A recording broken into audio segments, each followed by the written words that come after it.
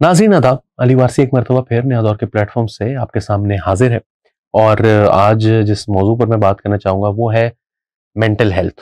आप समझ रहे होंगे कि मैं कोई मतलब साइकियाट्रिस्ट बनने लगा हूँ, लेकिन मैं वही काम करने लगा हूँ जो मैं रोज़ करता हूँ। पाकिस्तान तहरीक-ए-इंसाफ के बारे में बात करने लगा हूँ। आप लोग जब बड़े डाउन फ़ील कर रहे होते हैं तो क्या करते हैं? कुछ लोग होते हैं वो वर्जिश करते हैं, कुछ लोग होते हैं जो कि खाते हैं, कुछ लोग होते हैं जो कहते हैं कि यार चलो वॉक पे चलते हैं, कुछ लोग कहते हैं कि चलो कोई अच्छी-सी फ़िल्म देखते हैं। पीटीआई वाले जब डाउन फ़ील कर रहे होते हैं तो वो कहते हैं चलो झूठी खबरें बनाते हैं। तो आज ऐसा ही एक दिन था। शुरुआत की कासिम खान सूरी साहब ने, जिन्होंने ये बताया कि इमरान खान जेल में नहीं है, इन्हें पिछले 3 दिनों से जीएचक्यू के एक इंतहाई छोटे से सेल में बंद किया हुआ है, जिसके इर्द-गिर्द 150 से 200 तक फौजी पहरा दे रहे हैं। सील सेल के आगे सो सील सॉरी सेल के आगे दीवार बनाई है, दिन को खान साहब के मुँह पर काला कपड़ा डाल देते हैं, रात को कपड़ा उतार देते हैं, बदतरीन टॉर्चर की ज़द में है वगैरह-वगैरह। अच्छा, उनको बहुत अच्छा जवाब दिया है वैसे तो इमरान इस्माइल ने, जिन्होंने कहा है कि भाई लगता है आप आजकल आदिल राजा के साथ काफ़ी टाइम गुज़ार रहे हैं, ये बेबुनियाद बातें हैं, इसका क्या फ़ायदा होगा? लेकिन वो फ़ायदा यही होगा कि वो एक मरतबा फिर उन्हें एक बिल्ड करना है ना, जैसे अब गंडापुर साहब जो है उनको समझ नहीं आ रहा क्या करूँ? बुशरा बीबी को समझ नहीं आया तो उन्होंने कहा एक और कॉल दे दो, फिर एक और कॉल दे देते हैं, क्योंकि एक टाइम आता है ना जब आपके पास जब इनकलाब फ्रांस आया था तो 4 साल तक इनकलाब फ्रांस ही आता रहा था, जब तक कि नेपोलियन बोनापार्ट आ नहीं गया। उसकी वजह ये है कि इनकलाब खत्म नहीं हो रहा था।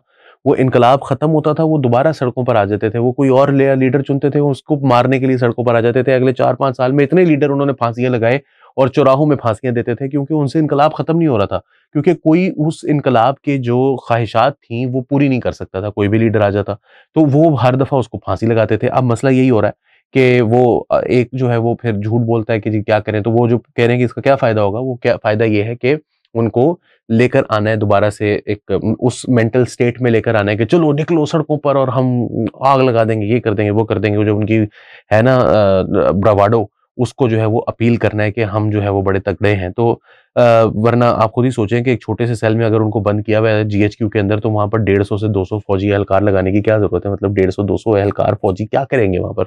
एडा की वो टार्जन है जेड़ा 150-200 फौजी लाना पै गया, 2-3 भी काफ़ी थे। चलो जी 6 कर लो, इतने को इमरान खान 3 को गिरा लेगा, 4 को गिरा लेगा। 150-200 की सुल्तान रही हो?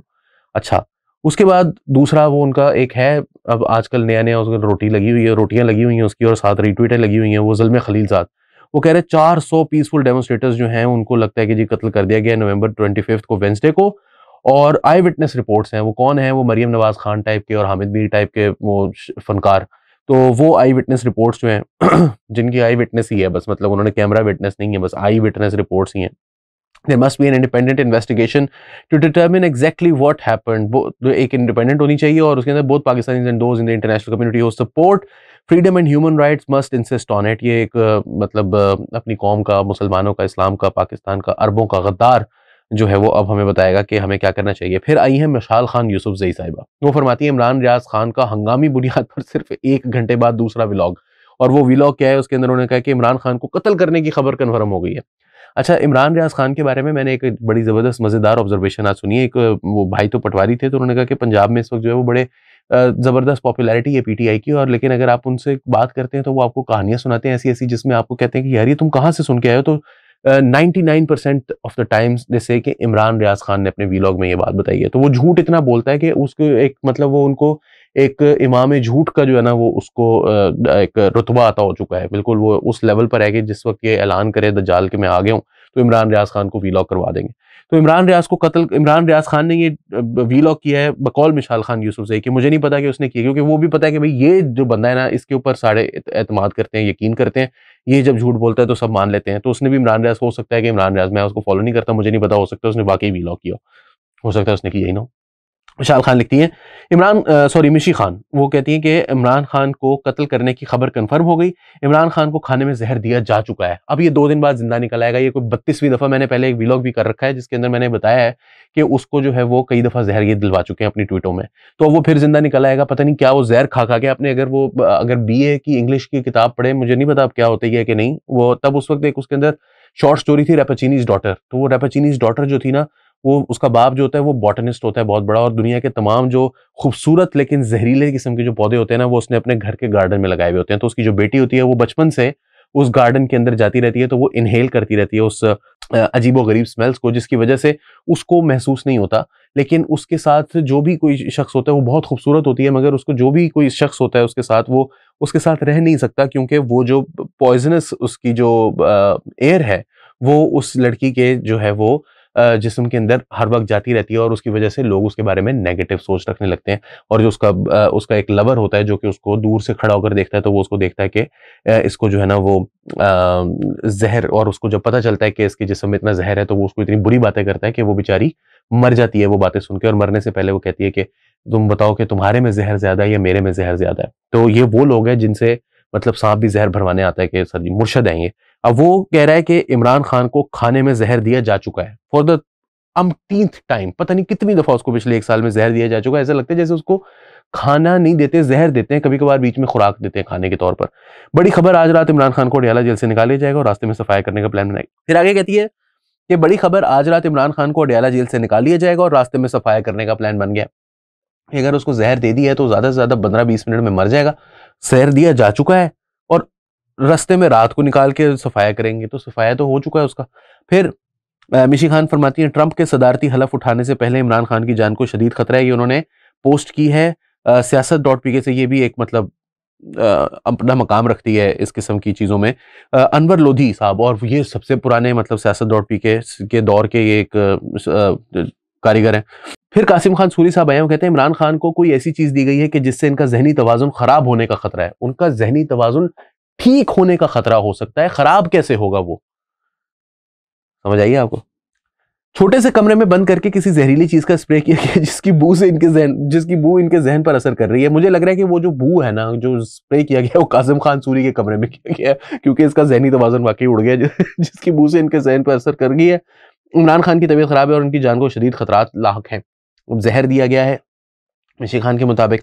वो उसने बताया कि उसने इमरान रियाज खान ने, और कासिम सूरी तक ये खबर आई है कि स्प्रे कर दिया गया और स्प्रे से जो है उसका जहनी तवाज़ुन खराब हो गया और इमरान खान की तबीयत और जान को शदीद खतरा है। फिर उसने कासिम खान सूरी कहता है कि इस्लामाबाद कत्लेआम में इन बेज़मीर, बेशरम, बेहिस, मुनाफिक भेड़ियों का भी इतना ही हिस्सा है जितना पेशावर कातिलों का।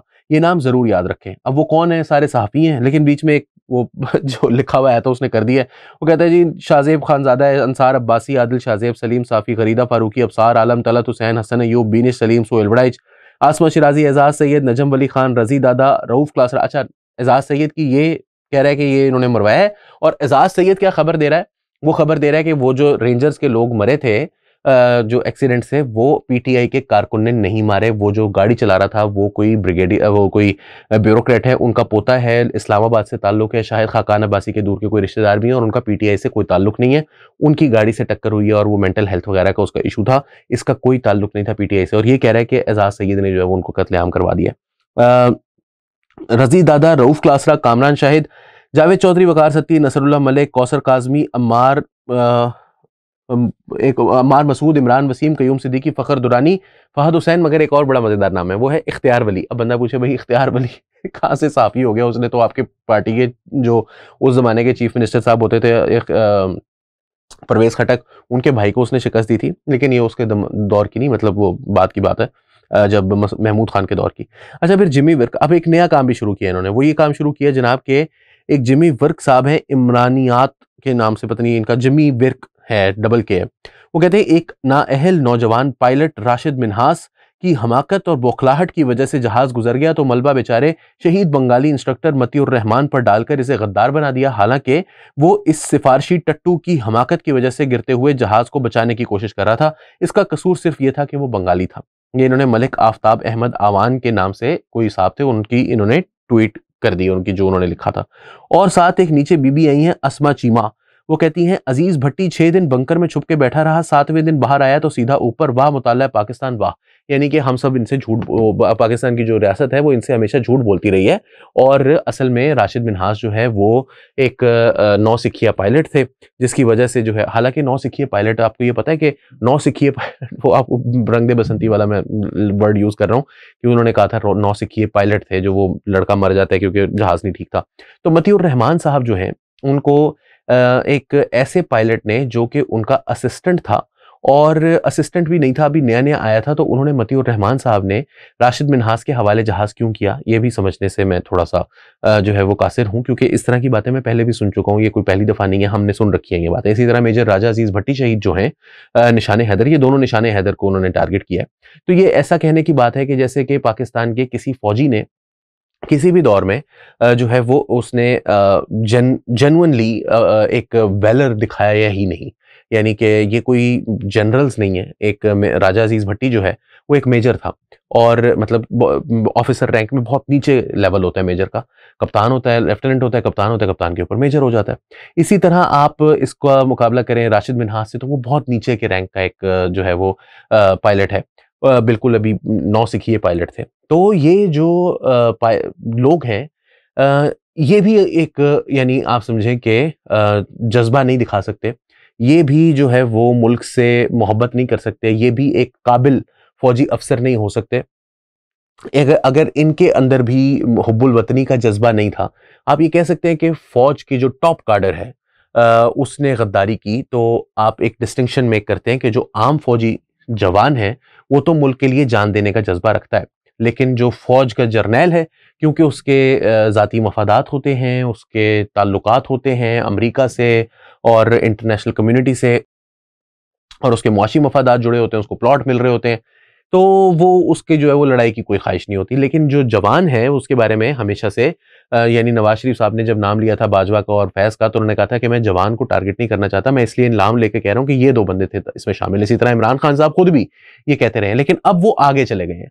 वो कह रहे हैं कि पाकिस्तान की फौज तमाम की तमाम कुल्लुन, यानी कि एक एक फौजी सिपाही 7 के 7 लाख इस मुल्क के या तो गद्दार हैं या इंतहाई नाअहल हैं, और किसी सूरत ये पाकिस्तान के लिए लड़ने मरने का जज्बा इनके अंदर हो ही नहीं सकता। ये नापैद है, नामुमकिन है कि इनके अंदर मौजूद हो। तो जब इस लेवल पर कोई सियासी जमात जो है वो आ जाए, उसके कारकुनान जो है वो आ जाएं, तो आप समझिए कि अली अमीन गंडापुर जब ये कहता है कि गोली का जवाब गोली से देंगे, और वो कारकुनान ये कहते हैं कि ये फौज, यानी they have zero respect for the army and they have zero fear of the army, तो सिविल वॉर जो है वो अब जो है वो एक, मैं पिछले 4-5 महीने से ये बात कहता आ रहा हूं कि हम सिविल वॉर की तरफ बढ़ रहे हैं, और ये सिविल वॉर की तरफ पाकिस्तान तहरीक इंसाफ इस मुल्क को पूरी 180 की स्पीड से ले जाके दीवार में ठोकेगी, चाहे पावर में हो चाहे पावर से बाहर हो। आप देख लीजिएगा, ये मेरा आपको आज चैलेंज है। अली वारसी को नया दौर के प्लेटफॉर्म से इजाजत दीजिए। आदाब।